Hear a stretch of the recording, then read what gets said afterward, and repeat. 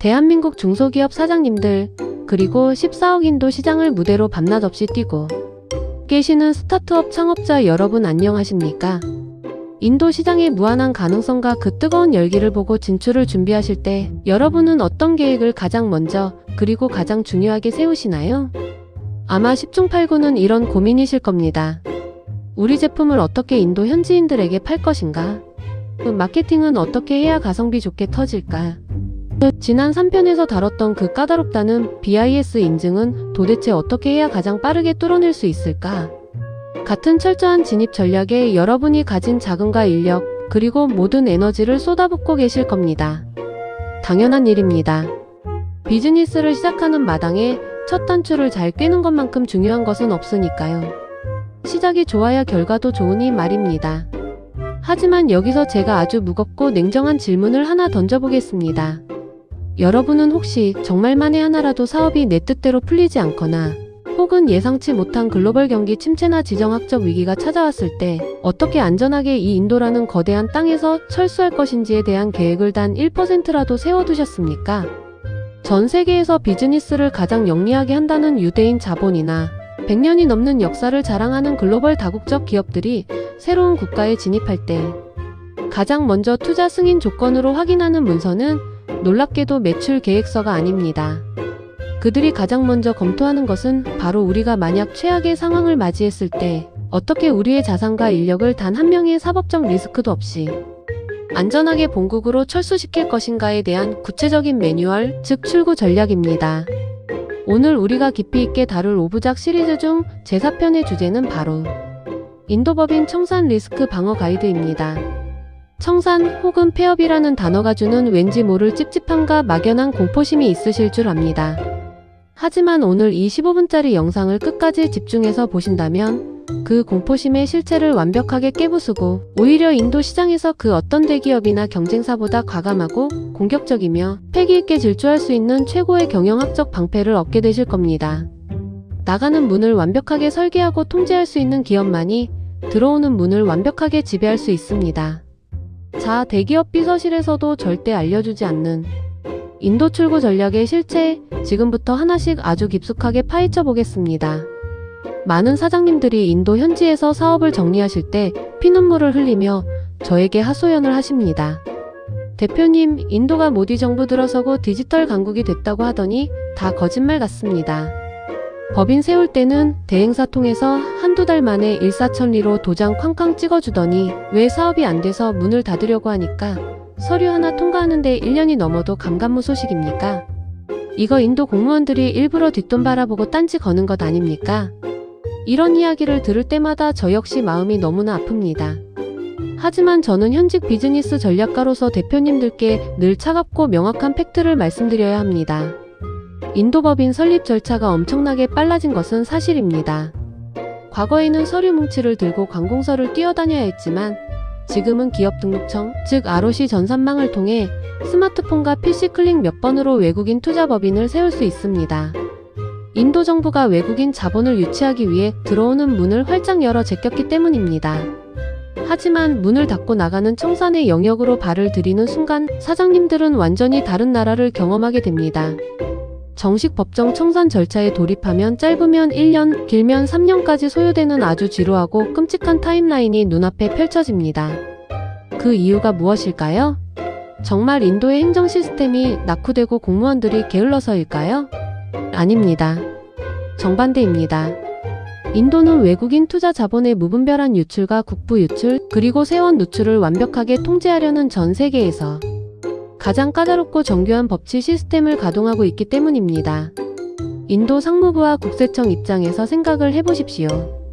외국 기업이 현지에서 비즈니스를 하다가 갑자기 문을 닫는다고 하면 이들이 현지에서 남긴 채무관계는 없는지, 함께 일했던 인도 현지 노동자들의 고용 분쟁이나 퇴직금 정산은 깔끔하게 끝났는지, 그리고 무엇보다 인도 정부에 내야 할 각종 세금을 단 1루피도 누락하지 않고 완벽하게 정산했는지를 확인하기 전까지는 절대로 탈출의 문을 열어주지 않는 것이 당연합니다. 이 타임라인의 구조적 본질을 모르면 거봐라, 인도는 행정이 느려 터진 나라다라는 식의 초보적인 카더라 분석만 하다가 현지 지사, 가동 비용과 변호사 비용으로 수천만 원을 매달 길바닥에 버리게 됩니다. 시스템의 설계 원리를 완벽하게 이해하는 것, 그것이 바로 리스크 방어의 위대한 첫걸음입니다. 청산 절차에서 우리 한국 중소기업들이 가장 정신적으로 무너지고 심각한 타격을 입는 구간이 있습니다. 바로 인도 국세청의 폐업 세무 검증 단계입니다. 어차피 망해서 나가는 기업인데 국세청이 뭘 볼 게 있겠어? 라고 생각하신다면 아주 큰 오산입니다. 인도 국세청은 폐업 신고를 한 기업을 향해 마치 사냥감의 돋보기를 들이대듯 과거 3년에서 5년치의 모든 거래, 장부와 은행 계좌 내역, 영수증을 현미경 수준으로 뜯어보기 시작합니다. 앞서 3편에서 인도의 부가가치세인 GST 전산망이 전 세계 최고 수준의 초첨단 디지털 AI 전산망이라고 말씀드렸던 것 기억하십니까? 이 무서운 인공지능 세무 로봇이 과거 우리 법인이 인도 땅에서 행했던 모든 금융 거래를 실시간으로 역추적합니다. 그리고 이 검증 과정에서 국세청이 독을 품고 달려드는 세 가지 핵심 타겟이 있습니다. 오늘 이 세 가지를 가슴에 새겨두셔야 합니다. 첫째는 바로 이전 가격 리스크입니다. 한국 본사와 인도 법인 간의 원자재 거래나 제품 거래 시 가격 책정이 정상적인 시장 가격 범위 내에서 이루어졌는지를 칼같이 따집니다. 만약 한국 본사가 인도 법인의 이익을 줄여서 세금을 안 내려고 일부러 물건값을 비싸게 넘겼다는 의심이 들면 그 즉시 상상 초월의 징벌적 세금 폭탄을 청구합니다. 둘째는 지출 증빙의 부실함입니다. 인도 현지 법인장이나 임직원들이 사용한 경비 중 현지 영수증, 즉 정식 GST 인보이스가 누락되었거나 비즈니스 목적이 불분명한 지출들을 샅샅이 잡아냅니다. 나갈 때 보니까 증빙이 안 되는 돈들을 전부 법인에 미신고 과세 수익으로 재평가해서 마지막 세금 정산서에 얹어버리는 것이죠. 셋째는 현지 회계 대행업체의 부실 마감입니다. 많은 중소기업들이 비용을 아끼기 위해 인도 현지에 아주 영세하고 저렴한 로컬 회계사에게 기장을 맡깁니다. 이들이 평소에 대충대충 넘어갔던 회계적 구멍들이 법인, 청산이라는 국가 공식 검증대 위에 올라가는 순간 사방에서 펑펑 터지기 시작하는 겁니다. 결국 여기서 발생하는 폐업 지옥 리스크의 90% 이상은 인도 정부의 부당한 횡포가 아닙니다. 우리가 평소에 세무 컴플라이언스를 완벽하게 패키징해 두지 않았기 때문에 발생하는 자업자득인 경우가 대부분입니다. 반대로 뒤집어 생각해보면 매년 정기적인 세무감사와 장부 정리를 투명하고 완벽하게 유지해온 전공법 기업들은 국세청이 아무리 현미경을 들이대도 단 10분 만에 청정 서류로 통과해 나갈 수 있습니다. 자, 그렇다면 우리는 이 지독한 청산 리스크를 두려워만 해야 할까요? 아닙니다. 우리는 비즈니스맨입니다. 장벽이 보이면 그것을 부수고 우리의 강력한 무기로 재조립해야 합니다. 지금부터 인도 진출을 준비하는 모든 사장님과 창업자분들이 뼈에 새겨야 할 3대 실전 출고 전략 치트키를 공개합니다. 첫 번째 치트키는 매년 회계연도 마감 시 가상 청산 시뮬레이션을 작동시켜라입니다. 사업이 아주 잘 나가고 매출이 폭발하는 순간에도 1년에 딱 한 번 회계 마감을 할 때는 정식 글로벌 로펌을 통해 만약 우리 법인이 올해 문을 닫는다면 세무적, 법적으로 걸릴 문제가 단 하나라도 존재하는가를 의도적으로 크로스 체크해야 합니다. 이때 발견된 서류의 빈틈이나 증빙 누락을 그때그때 실시간으로 보완해 두는 것이 나중에 3년치, 5년치 장부를 폐업 직전에 한꺼번에 뜯어고치는 것보다 비용 면에서나 안전성 면에서 100배, 1000배 이득입니다. 평소에 예방주사를 맞는 전략입니다. 두 번째 치트키는 인도 상무부의 특급 제도인 FTA, 즉 패스트 트랙 에그짓 제도의 조건을 상시 머릿속에 넣어두는 것입니다. 인도 정부도 무조건 기업들을 가둬두지만은 않습니다. 법인 장부상의 자산과 부채가 완전히 제로이고 최근 1년 이상 어떠한 영업활동이나 은행 거래도 하지 않은 아주 깨끗한 휴면 상태의 법인에 한해서는 복잡한 법정 청산 절차를 통째로 건너뛰고 단 몇 달 만에 법인격을 말소해주는 초고속 청산 제도 FTA를 운영하고 있습니다. 사업 철수를 고민하는 시점이 온다면 무작정 문을 닫지 말고 법인의 자산과 부채를 정교하게 선정산하여 이 FTA 조건을 충족할 수 있는 청정 상태로 법인 몸집을 세팅해 두는 것이 장기 청산 지옥을 피해가는 엄청난 꿀팁입니다.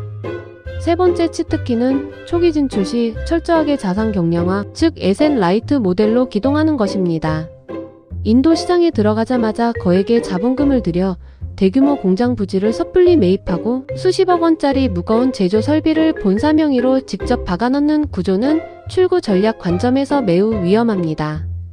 초기 2, 3년 동안은 현지에 검증된 인프라를 장기 임대하거나 신뢰할 수 있는 인도 현지 제조사와의 위탁 생산 프로토콜, 즉 OEM 공식을 활용해 내 몸집 자체를 가볍게 유지하는 것입니다.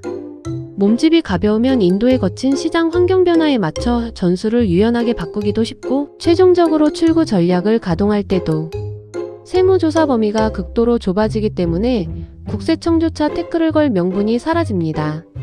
존경하는 대한민국 사장님 여러분, 그리고 창업자 여러분. 우리가 극장에 들어가서 영화를 볼 때 비상구가 어디에 있고 어떻게 열리는지 정확하게 알고 있는 관객은 영화가 상영되는 내내 그 어떤 돌발 상황이 터져도 전혀 불안해하지 않습니다. 오히려 가장 편안하고 대범한 마음으로 스크린 속 영화에 온전하게 몰입할 수 있죠.